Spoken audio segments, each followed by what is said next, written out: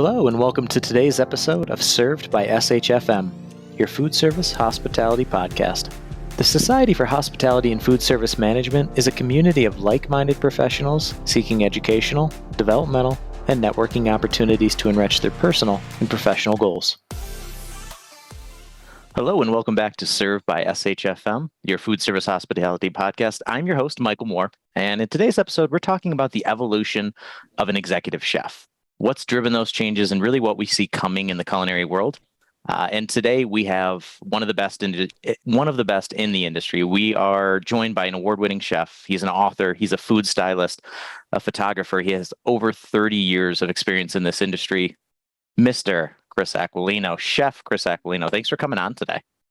Yeah, thanks so much, Michael. Yeah, that intro makes me sound really old. So, but accomplished. But accomplished at the same time. Sure. and I think I know you're busy. You are one of the few people in any way, shape, or form that can never be described as being stagnant at any point. Like not in the day, not in your career, not in your life. It's just not something that resonates with you. What are you working on now? I mean, you're always doing something different. What's going on now? Yeah, great question. And I think the ADD really has a lot to do with that. Yep.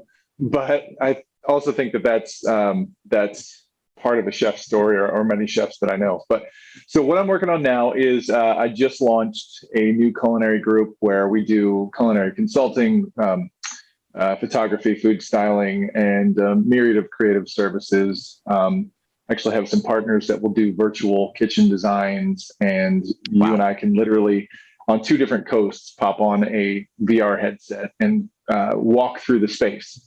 And be able to, awesome. And be able to say, hey, if the combi was three feet to the left, what would it look like? The really cool part about that then becomes, what would it feel like, and how would cooking differ if you moved? How the flow of food would change, and how exactly. The metrics behind, because that's something that's that exactly it's something that unless you've done it, understanding how important it is, the flow of food service and the culinary production and where you place burners versus flat tops versus reach-ins is so important. And it's one of those things that once it's on paper and it's signed off on, you might show up the day of and realize that wasn't something you wanted. But if you can do that on a headset and kind of experience it in that way, that's a game changer. Exactly. I feel like. Yeah, it is a game changer. And honestly, that's where the idea came from, because as a chef or operator, we've been thrown the keys of many kitchens that have been already built, with all the way from the designer to the architect to the general contractor. And you walk in and you're like, who designed this? I mean, ergonomic, we all talk about ergonomics, but then you just talk about the flow of food and just the flow of the kitchen. I mean, it is 100% a dance. And everything has to work congruently. And, so this gives you that opportunity to kind of hit the pause button and say, what if? Doing that, I'm certainly, I'm still working as brand ambassador for a couple of companies, really sustainable seafood companies, things of that nature. Ultimately, always trying to find the balance between the business side and the creative side. Yeah. And how does that dovetail into you getting your 12 to 15 hours of sleep a night?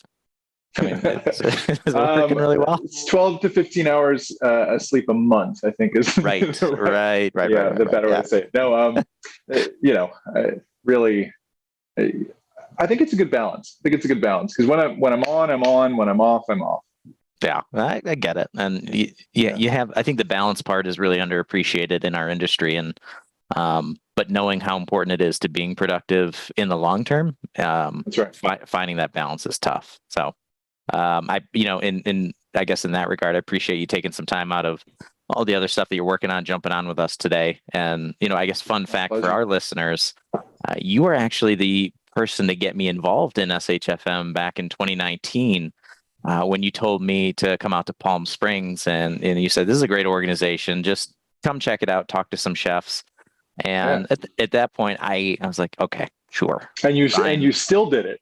And Once you start because I trust you. I've known, I don't know how long I've known you know, what, 7 years or so. Yeah. Um, it's been, we're going on a decade. We're pushing for it. I like it. Nice. But Nice. yeah, it was one of those things was like, okay, I'll go out there, fine. And I'm sure most people have heard me tell this story before, but after being there for a couple of hours, I canceled all my business in LA besides one meeting I had to take, drove through the night, drove right back, and spent the week in Palm Springs just because I saw the quality of people there. And that wouldn't have happened if you know you didn't push me in the right direction. So I think this is That's great.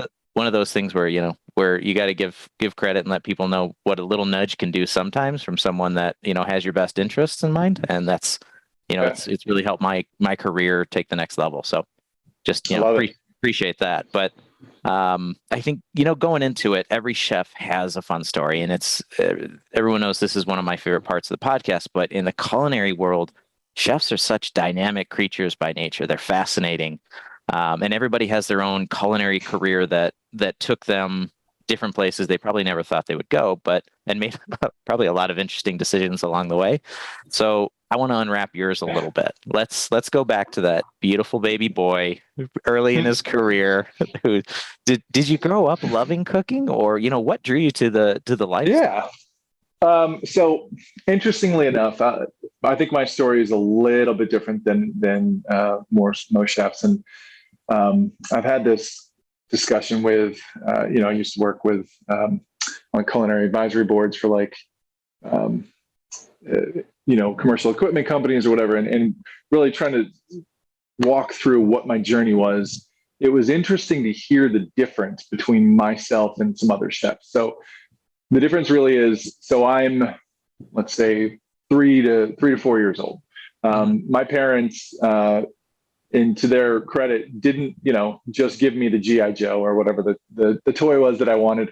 They also gave me my brother and I a pack of modeling clay, right? So, dude, I was not without that modeling clay until I was well into art school, and even then, still playing with it to manipulate that that malleable thing in front of me. And so I started looking at the world like that, right? So everything is kind of malleable. Everything is kind of, you put something in, you get something out. Yeah. Right? And then cooking always ran almost parallel to this whole idea of like, food is art. We've heard that, but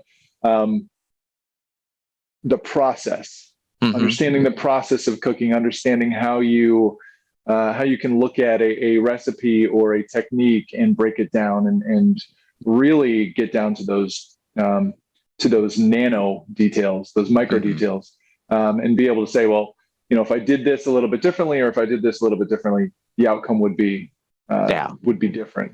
So as the story goes, I was about 5 years old. I asked my mother how long I needed to keep the muffins in the oven for, meaning I had already mixed them, already put them in the oven. They were already in the pan, and the oven was on, and lo and behold, right, I was on that journey of starting to figure out like, well, hey, if I can do this here, I can do this with other things.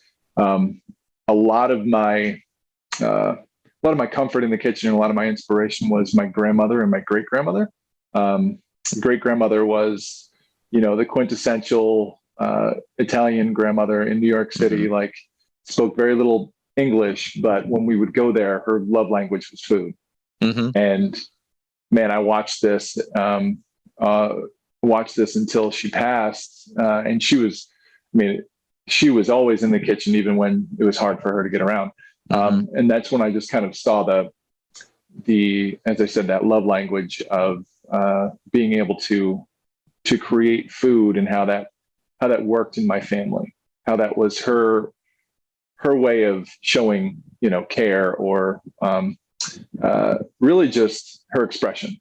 And I understood that expression, albeit in food, was very similar to the experience I was having, with that parallel of art.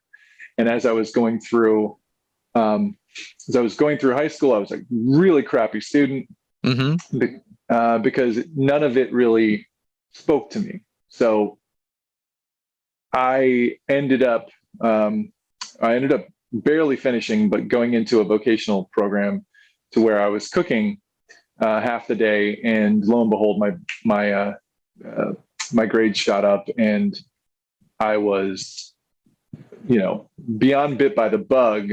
I was then looking at, well, maybe I do want to go to college. Maybe I do want to figure out what's next for me.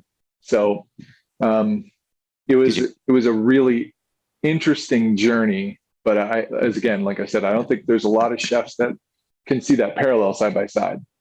It is, and you bring up such a fascinating point when you think about our industry, and it is, if you think of most of the prominent names in it, they tend to be male. And yet, when you ask a lot of them their story, how did you get inspired? What brought you to food? Oh, my mom, my grandma. Right. And it's such an interesting, misconception of, where all this influence comes. Does it come from, these chefs that have made names for themselves, or does it really come from the people behind them, the family, the Italian grandmother, the French grandmother, or Hungarian, or Right. whatever that ethnicity and background is, and this history there, like where it comes from. It's fascinating that, in your story too, mom and grandma or great grandma influenced so much of what you did.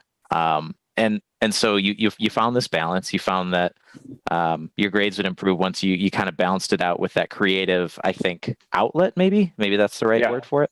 So, Yeah. I mean, what did you do after that? Did you go start working in kitchens, or what was the next step?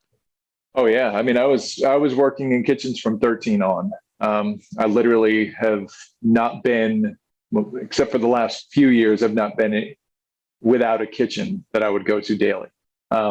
So when I was 13 years old, completely illegal and under the table, working at a friend's parents' pizza restaurant. It's since closed, so they can't get in trouble.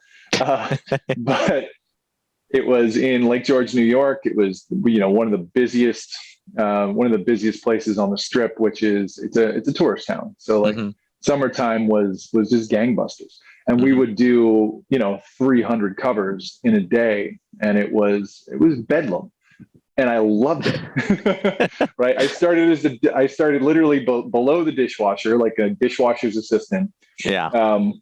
And I ended up doing some dishwashing. I think he cut himself or whatever, cut his hand. So I ended up kind of stepping into that role. The next year I was invited back to kind of see what prep would look like. And, I had already been, as I said, home wise, really getting into cooking and trying to understand, if this was something that was going to feed my soul, and hoping that this experience would turn into something, and definitely did. I started prepping, then I was working with, the next summer I was actually on the line cooking. And by that time I was starting those vocational classes, and really getting into cooking. And the idea of, like, I went from, a dishwasher to now 34 years later, good God, being the national corporate executive chef for one of the largest food service corporations in the world as my prior job, now chief culinary officer for my own gig. And I mean, just those small kind of origin stories that you think about. Yeah. Man, I've been lucky enough to work with like 3 master chefs in my career, and tons of amazing friends and chefs, and so a lot of the celebrity chef side and all that stuff. But it's insane to think that all started with that pizza restaurant in whatever it was, 1980 something. which is, it's, starting at the very, very bottom is one of the hardest, I think, things you can do in any career. But in culinary, it's, it's not just mentally grueling, it's physically grueling, and the pay is terrible. It just is what it is. But it gives you such a profound and complete understanding, I think, of all aspects of the kitchen once you've made it to the top, or made it to the exec chef or something. That I think to skip those parts, as hard as they are, is often, a disservice to your own career because you'll never quite relate to, what the dishwasher's going through, which everybody, that's done it knows that's the hardest spot in any kitchen is to be the dishwasher. Yeah. It's just grueling. It is grueling. And so kind of looking at that, you clawed your way up, you found what you're passionate about at 5 years old or something like that. What are some of the more, was there a spot where you said, I made it, where, or were there certain points in your career where that just kind of resonate with you, stories that you're like, yeah, that was the next step? Yeah. Yeah. I mean, well, I will say that, what was it, 2018, hanging out in Palm Springs at the SHFM national didn't suck by any stretch. That was a high point. But no, I've actually been really blessed with, I've been really blessed with opportunities to do more on the innovation or strategy side with food service.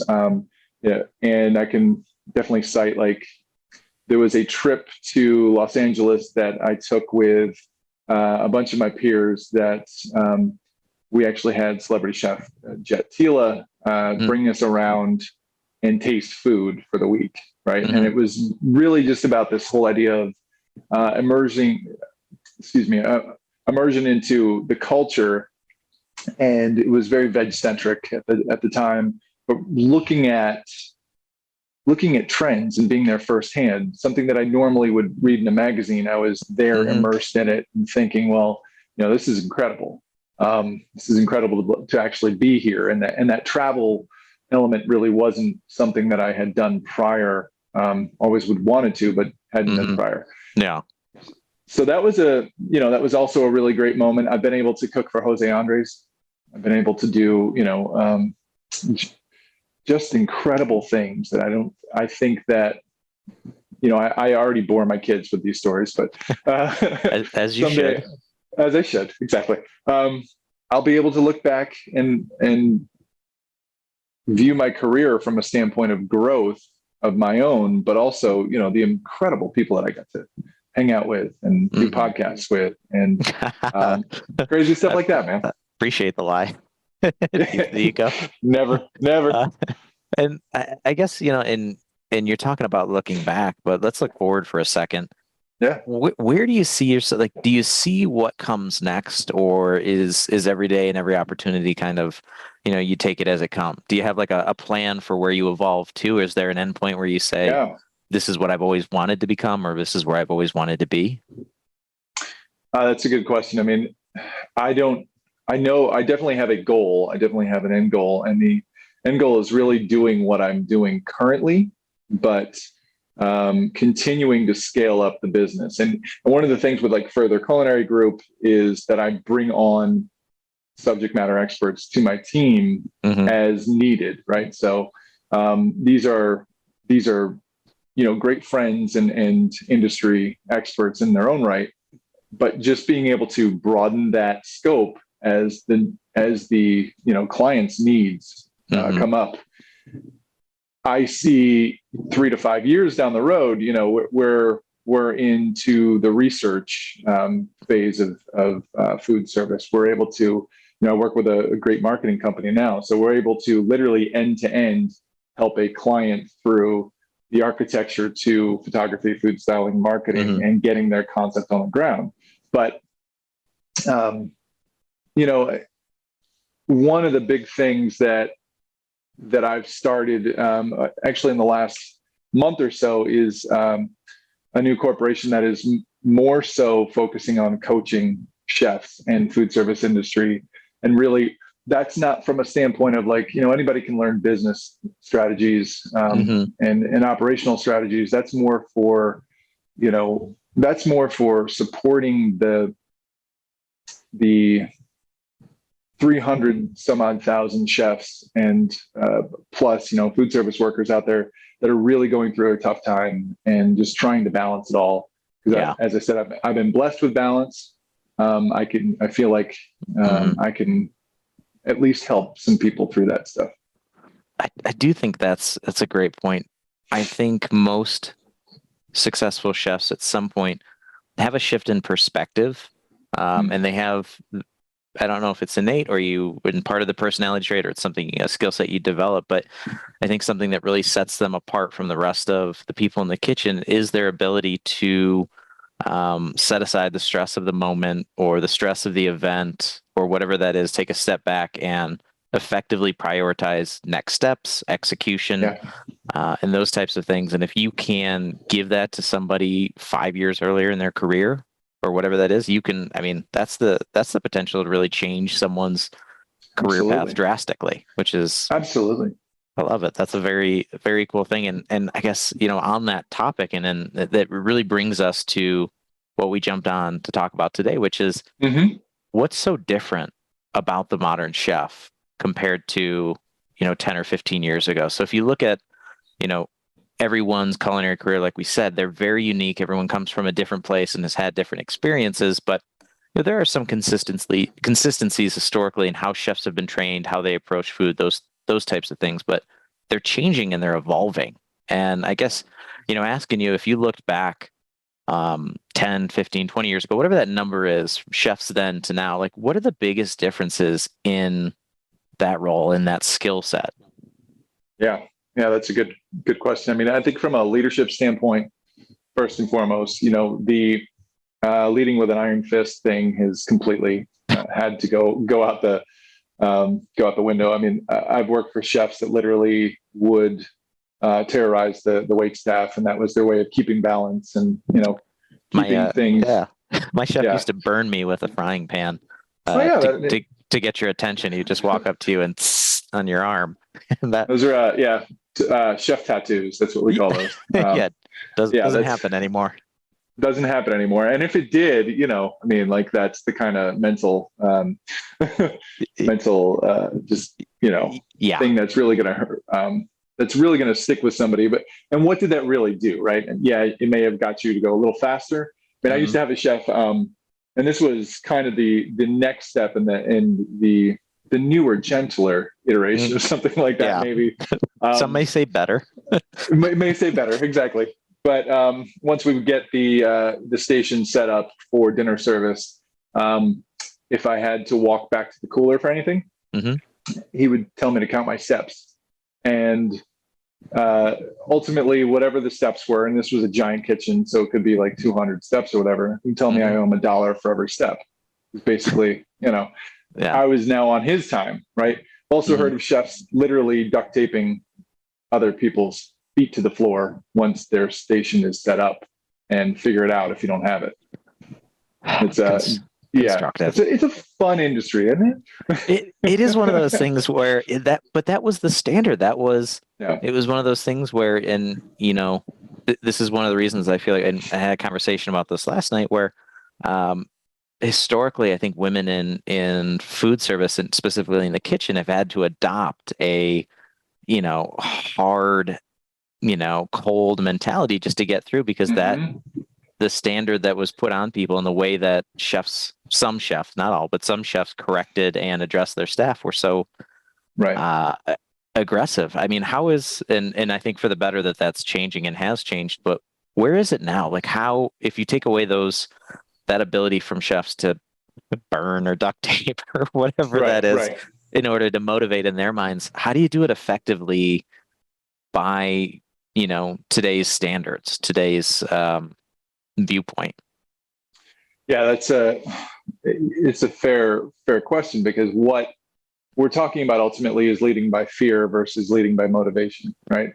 And so fear was the ultimate motivator to get the team or the kitchen or the front of the house staff to kind of do what you wanted.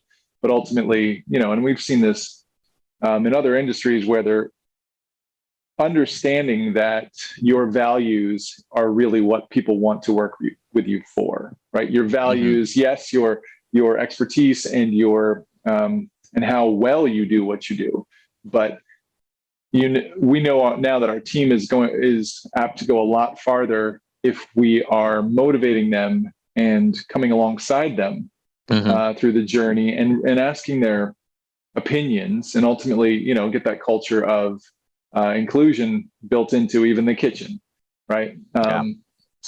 that way, and once from a business side, once you understand that the second you leave the kitchen, they're going to do whatever the heck they want to do if you don't have their respect. Mm-hmm. Yeah. That from a business sense makes a heck of a lot more sense. Well, let me get them on my side versus let me, push them to where I want to see this go. So I think that has been a major shift over the last 10, 15 years. And does that make the role harder? And I don't mean to open a can of worms by saying any chef at any period of time has had it easier or harder, but is that a harder management style or just different or what is it? It's a good question. I think it depends on the individual. I really do. I think that ultimately it is easier because you're more in tune with your team, right? You're more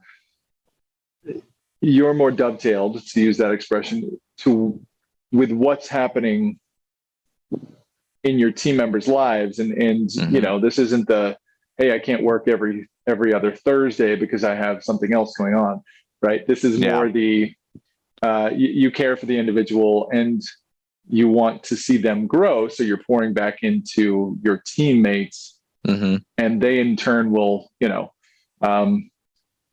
be able to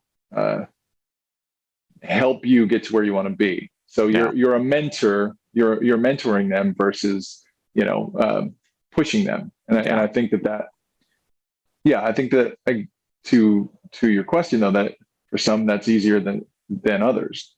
Yeah, I mean, and that's fair because I think every chef has their own, just like every other employee in every other industry, kind of has their own personality profile and skill set that lends towards different strengths and leadership. But, I guess switching a little bit from, where chefs are in leadership into, the main focus of their role, which is food.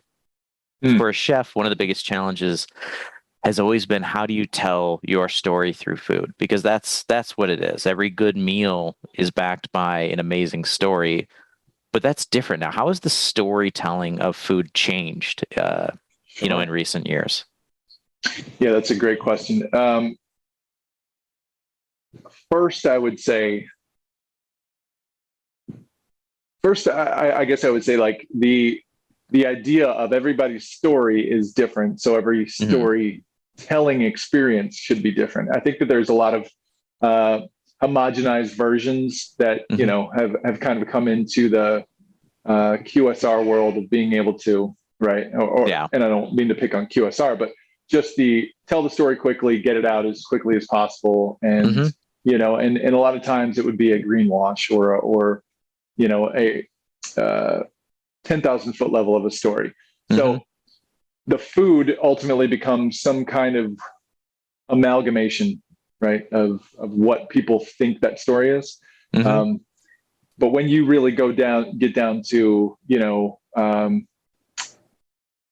what the story of the food is and how you can tell it, it really does come down to people are going to, number one, look at who the chef is, what their overall philosophy, social responsibilities, philosophies, right? Who they are as a person. I mean, whether it's looking at them on Instagram and trying to figure out, well, are they actually walking the walk and talking the talk? And I feel like, sustainability always comes into question there, but also fair purchasing practices, ultimately, how the balance, again, there's that word of how do you run a business but also be a good human? How do you run a business but also tell your story authentically, right? Because, hey man, I love tacos and I love Mexican food, but there's no heritage there for me, right? So that's not really my story unless I start doing fusion.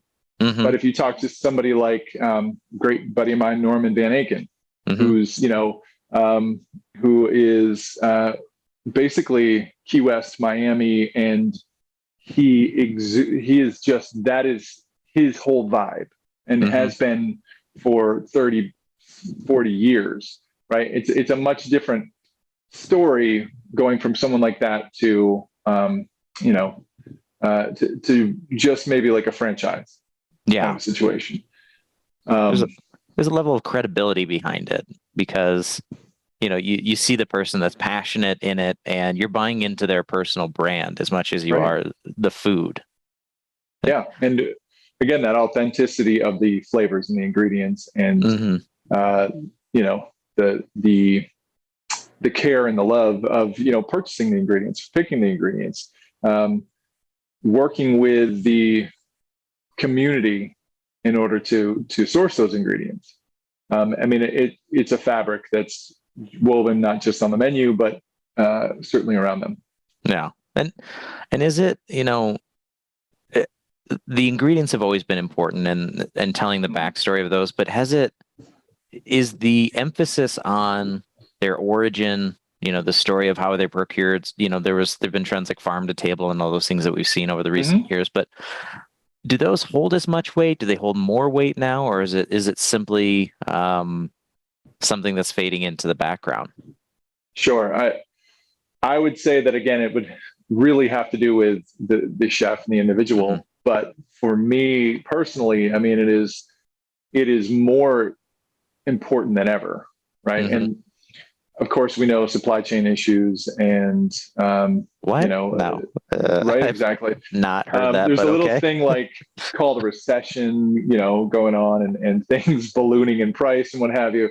But what? Exactly. Crazy. It really makes things like biodiversity, purchasing local, sustainable, and, hyper local when you can do it, a lot more important. This whole concept of utilizing something other than the 5 major fish, right, that everybody has to purchase, starting to look at stepping out and looking at aquaculture and trying to figure out, how can you menu more of those kind of things, or how can you menu a smaller portion of something that just happens to be,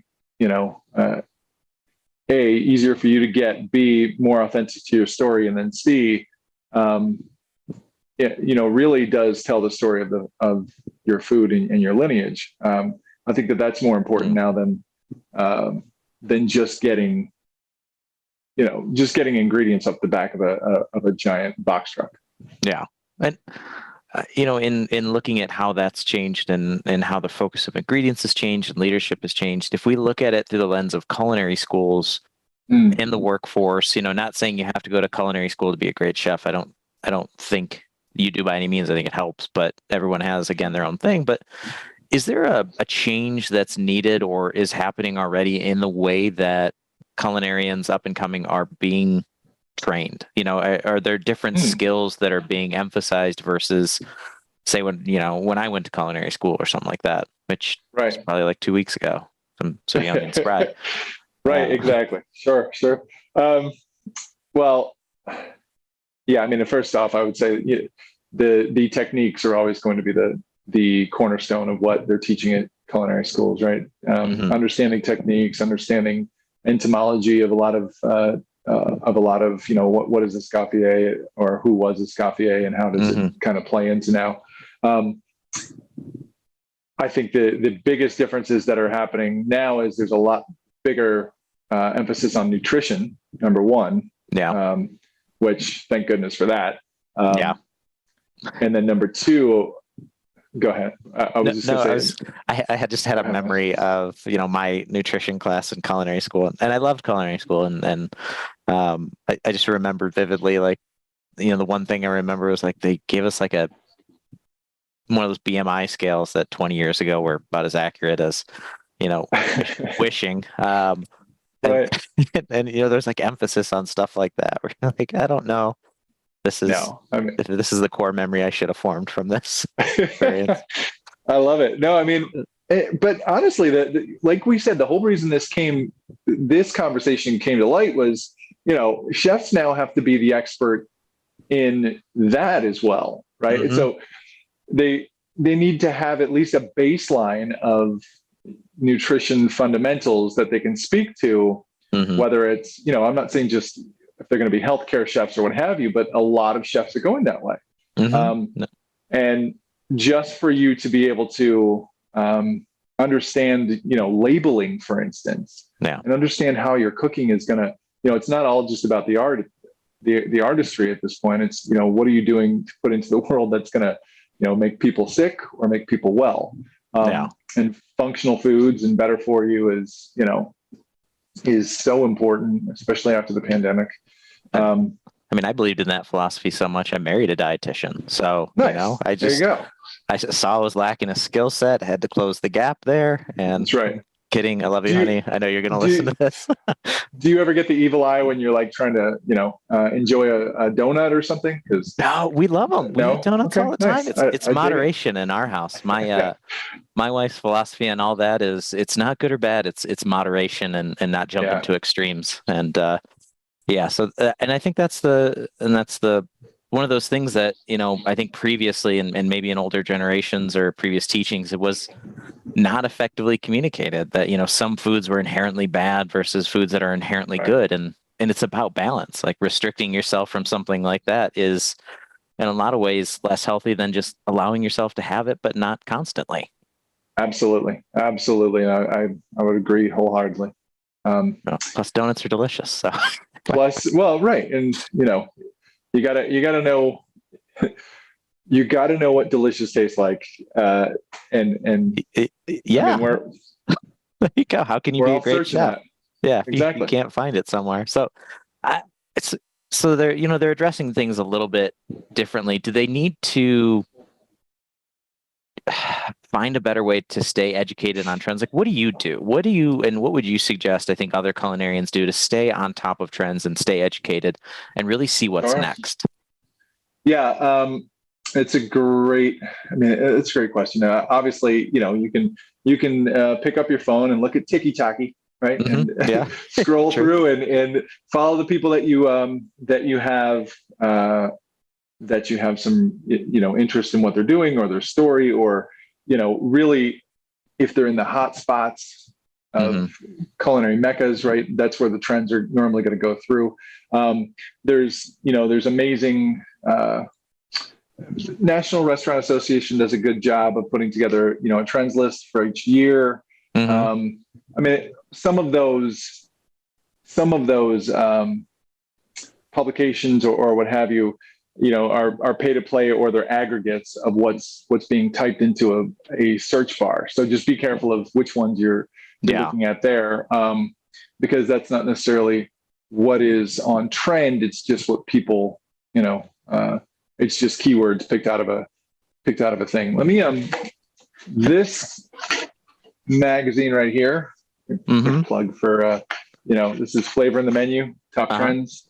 Oh, okay. Right. So this is a free publication that you can get literally every month, either to your email, or they'll send you these to your snail mail. But the whole idea of then you're able to really see what is on trend, and there's industry experts and chefs writing about what's happening.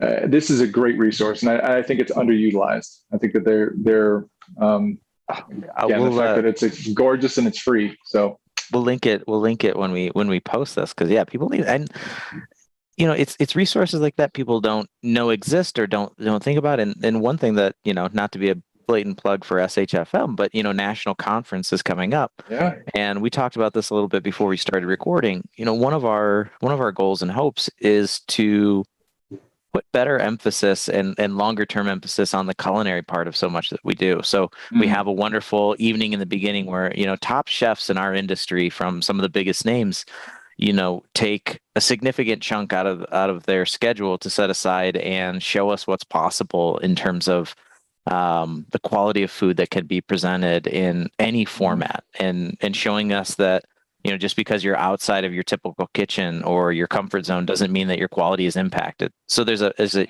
huge skill level there that's being showcased.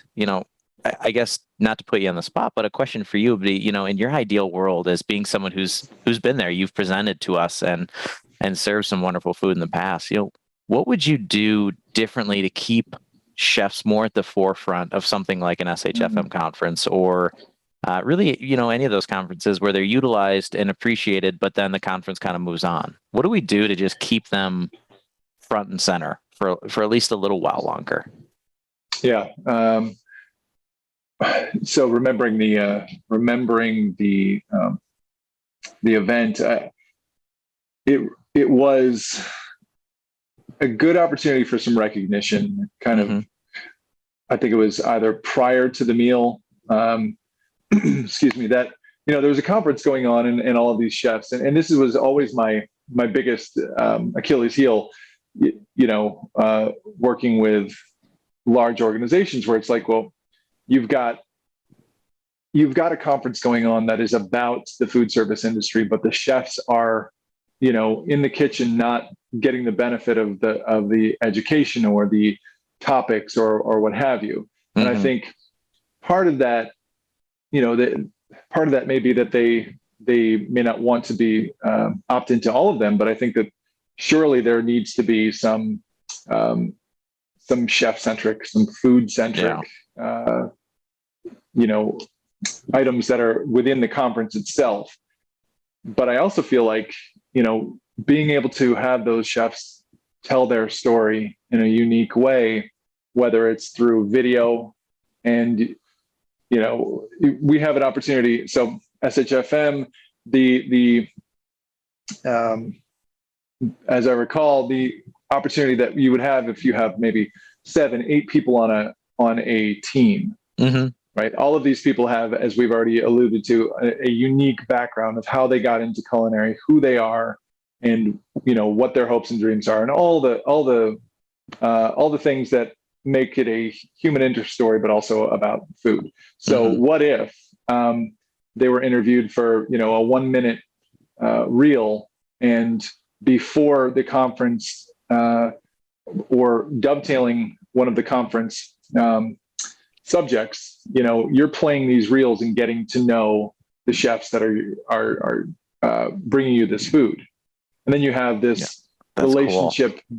This relationship beyond just, hey, I saw that chef scooping up the Brussels sprouts that evening or whatever.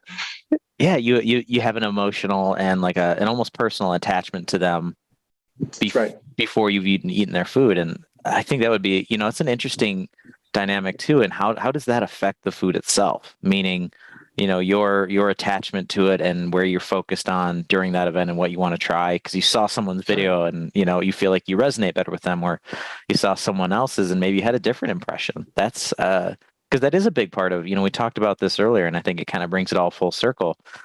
Chefs today, and I think in some extent they always have been, but you're selling a personal brand.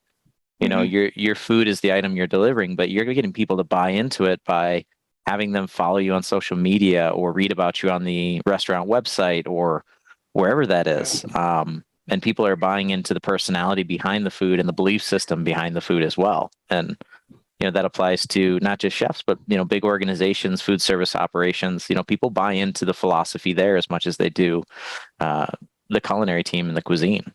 So absolutely.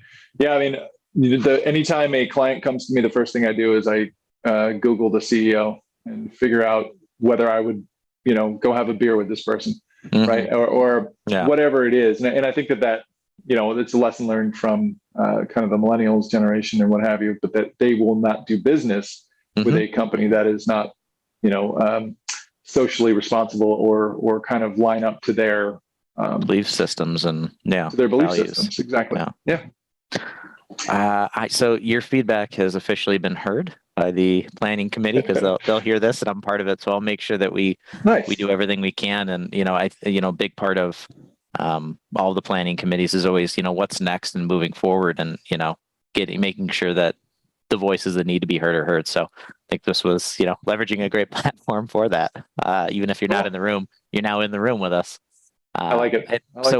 I just want to say, thank you for taking time out of your day, out of your busy schedule and all the projects you're working on to jump on and just show us what's different in the culinary world, and kind of just recenter, I think, our membership and our listeners as to to how priorities have changed and what's most important to chefs and what they see coming, I think, in the future. And the one question we always end on that I think is fun is, if you had the opportunity to reach back through time and have a quick conversation with, the Chris just starting out his culinary career, not even a dishwasher yet, what would you tell him? What's one thing you would say to that Chris that hasn't seen the things that you've seen yet? Sure. Easiest way that I would put this is that you ultimately would need to hold on one second. I'm sorry. I'm gonna need to talk to you afterward. All right. Guys. For ours just listening, that's family. That's just that's life. Family. That's life happening. In the door. All good. So what was the middle part again? So I'm kidding. I'm kidding, man. No. So what I would say to them ultimately is a couple of things. Through your career, you're going to have a lot of speed bumps. You're going to have a lot of things that, you really need to decide whether or not, are you chasing money? Are you chasing the love of what you're doing? Mm-hmm. The biggest advice that I would give myself at that point is to realize that, and I love this stat. I use it frequently. 85% of everything that we are worried about today as humans never happens. So all of our energy that we're anxious about is literally our brain tricking us into thinking about something that could happen that will likely never happen.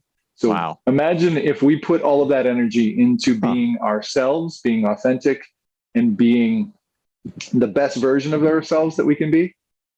The sky's the limit. Wow. All right. That's a good way to end. I like it. I dig it. Cool. I wish I got that advice many, many years ago. Right? Exactly. I'd probably have more hair. Well, honestly, this was great and something that very much needed to be heard. So, I appreciate you taking time out of your day, jumping on with us. And I would say this was a much needed conversation. So thanks for bringing it to the table. My pleasure, Michael. Thanks for having me. Thank you for tuning in to today's episode of Served by SHFM, your food service hospitality podcast.